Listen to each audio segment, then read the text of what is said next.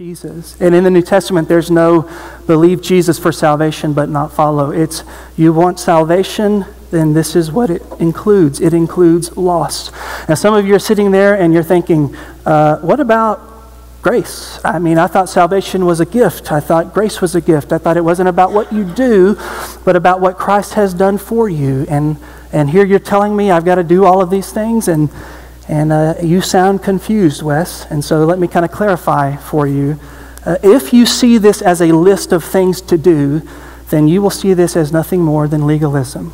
This is not legalism. This is not activities to gain God's favor. You don't pay anything for your salvation. So is there cost associated with being a disciple?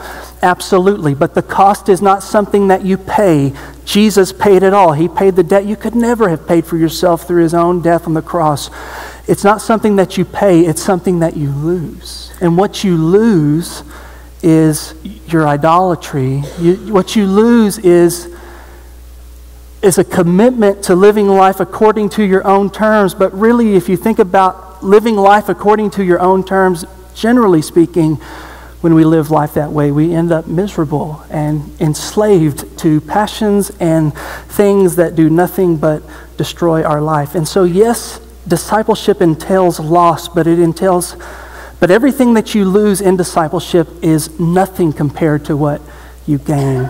So Jesus says in Matthew 16, verse 25, let me close with these. Whoever would save his life will lose it, but whoever loses his life for my sake will find it. In other words, is there loss? Yes, but what you lose is nothing compared to what you gain. Matthew 13, verse 44, the kingdom of heaven is like a treasure hidden in a field, which a man found and covered up. Then in his joy, he goes and sells all that he has, loss, and he buys the field.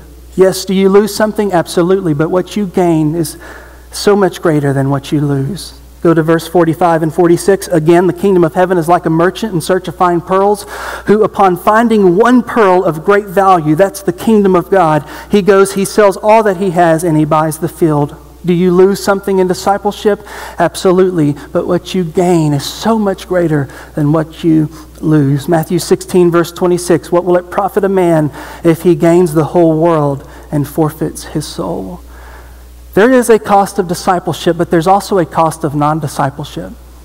If you want to be the kind of Christian who says, I want to believe Jesus for salvation, but no following, then you give up something. You give up a life of meaning and purpose and peace. You give up the confidence of being able to see all of life's circumstances through the lens of God's good purpose. You give up the hope of knowing that you never have to do anything in your life alone, and that there's never anything that God would place on you that you could not face with his help. Do you give up something in discipleship? Absolutely. But you give up something far greater in non-discipleship. And so why not be the kind of Christian that you see all throughout the New Testament? You see in the book of Acts these type people turning the world upside down. It's Christians who surrender everything so that they might gain Christ. And having gained Christ, they treasure him over any worldly treasure. Now,